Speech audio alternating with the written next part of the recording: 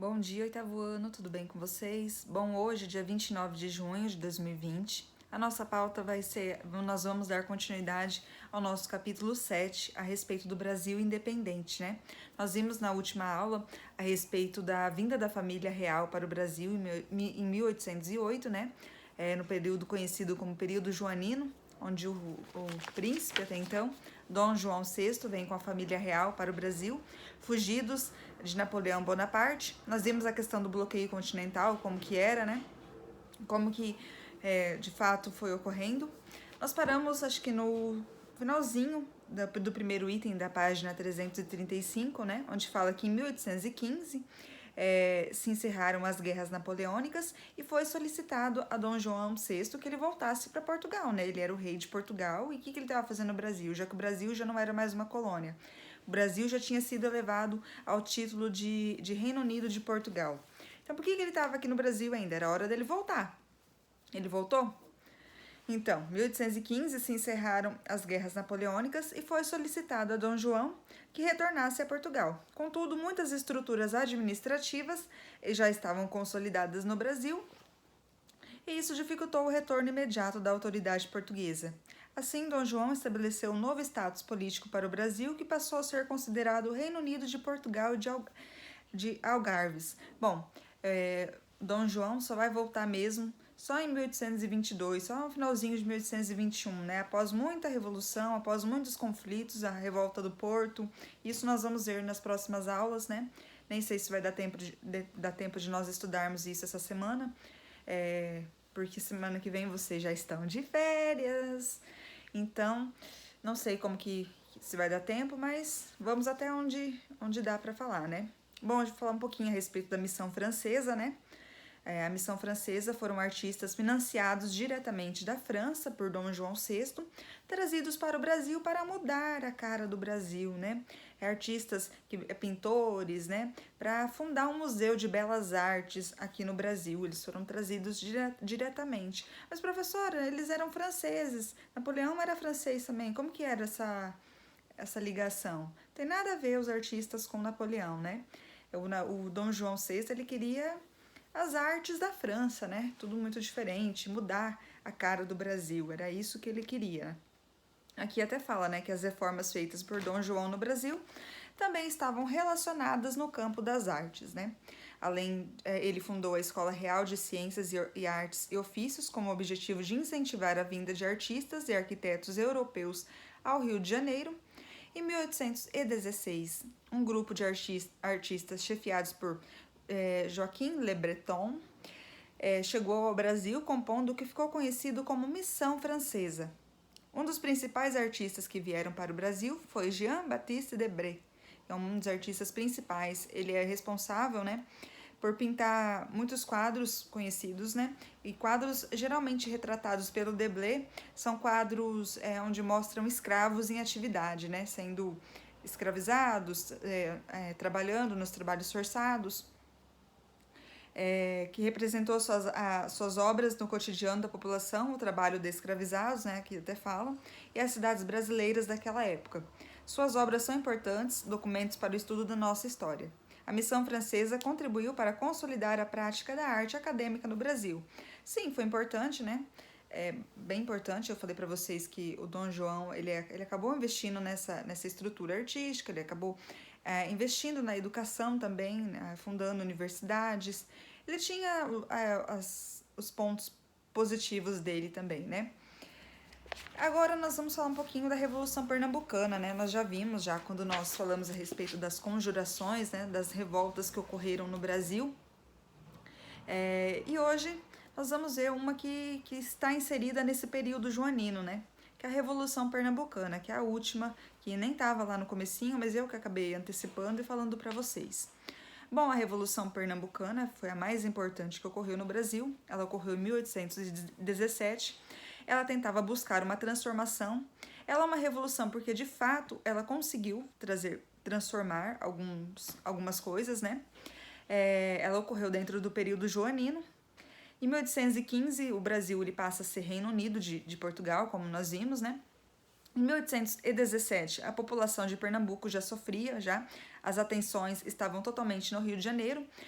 Eles já sofriam porque eles tinham acabado de eles estavam vivendo um período muito difícil, né? Em 1816 eles iam passar por uma crise, uma seca que afetaria totalmente a parte agrária deles, né? O algodão, toda a produção deles. E mesmo passando por isso, eles tinham que custear a família real, os luxos da família real. E as atenções estavam toda no Rio de Janeiro, o Nordeste já não tinha atenção nenhuma, e ainda tinha que custear a família real e os luxos. Então tudo isso foram gerando motivos para que eles conseguissem tentar fazer uma revolução, conseguissem ser independentes da coroa portuguesa, né? Também vinham os ideais iluministas, vocês se lembram? Os ideais iluministas foram muito importantes.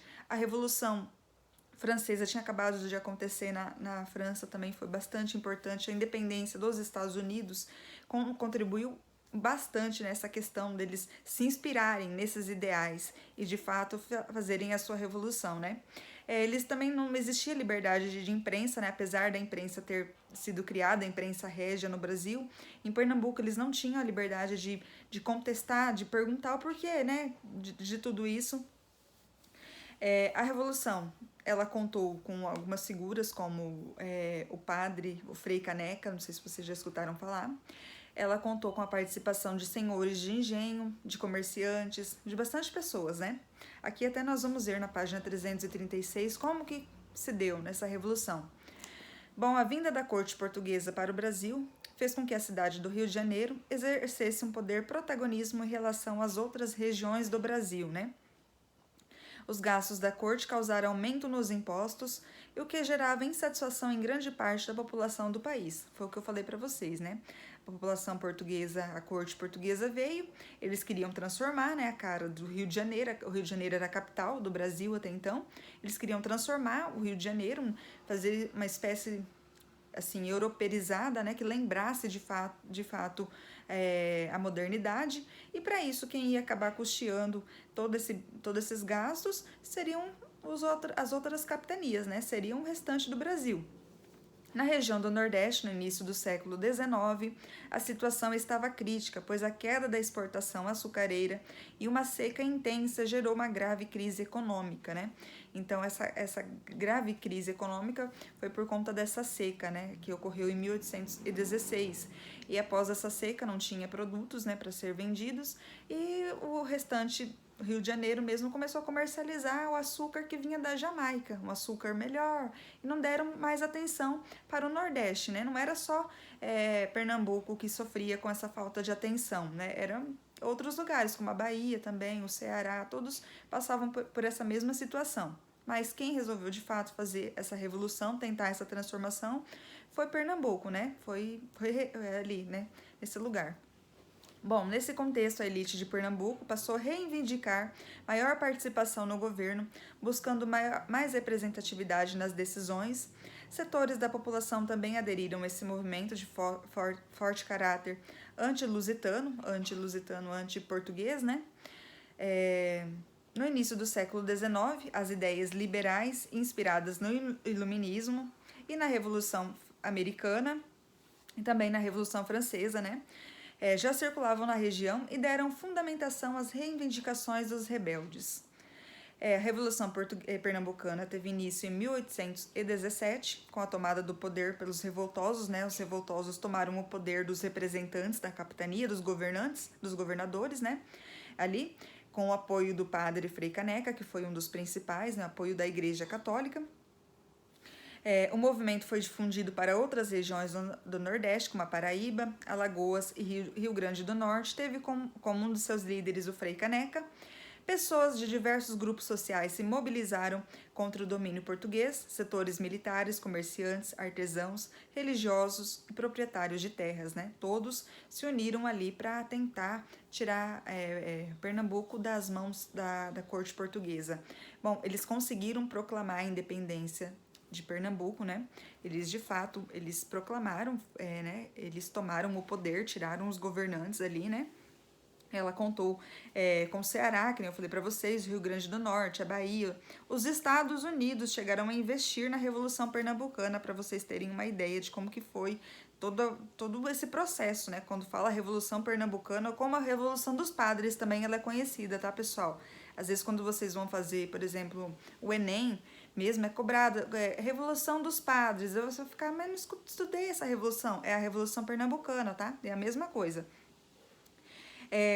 Os oficiais franceses que eram fiéis, perdão, ao Napoleão, perdão, ao Napoleão Bonaparte, também contribuíram para que de fato fizessem essa revolução e Pernambuco conquistasse de fato a sua independência. Por quê? Porque caso o Napoleão conseguisse fugir, ele seria abrigado ali em Pernambuco.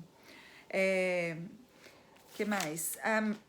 Eles preferiram, daí o que aconteceu, assim, que ficou chato. Até então a revolução, né, estava acontecendo, eles tinham tomado o poder, mas o que acabou ficando chato, eles não conseguiram abolir a escravidão. Por que, professora, não conseguiram abolir a escravidão? Porque muitos senhores de engenho, eles eram, assim, né, donos de escravos, e o escravo é propriedade, então eles não quiseram abrir mão dos escravos e não abolir a escravidão. Isso foi um dos pontos chatos que ocorreram nessa revolução. Aqui fala mais ou menos, o movimento durou 70 dias, né? Mas basicamente 2 meses e meio ali, né? 2 meses e pouquinho. Foi desestabilizado pelas forças portuguesas, né? Os líderes da revolução foram presos e punidos, ou seja, primeiramente Dom João ele contou com a força militar ali dos militares que estavam no Brasil, e veio militares também de Portugal para lutar contra. Eles acabaram invadindo, assim, trancando o porto, né, ali de Recife, né, então, primeiramente, já não tinha como receber alimentos, assim, de primeira necessidade, eles já começaram entrando desse jeito. E acabou as tropas de Dom João reprimindo fortemente, torturando, matando, esquartejando as pessoas que tentaram fazer essa revolução, né? Uma das consequências é que Dom João VI ele acabou dividindo a capitania e transformando a capitania de Pernambuco em uma capitania de Alagoas, né?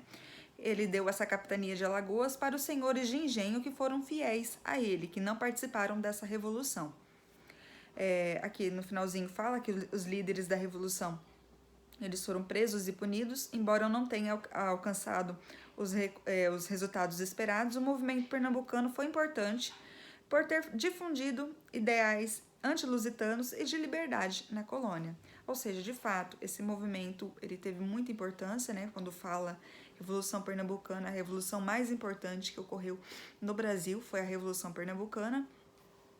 Não teve outra parecida que chegou de fato a proclamar mesmo a independência, né, de Pernambuco do restante do Brasil. Foi uma das mais importantes, né?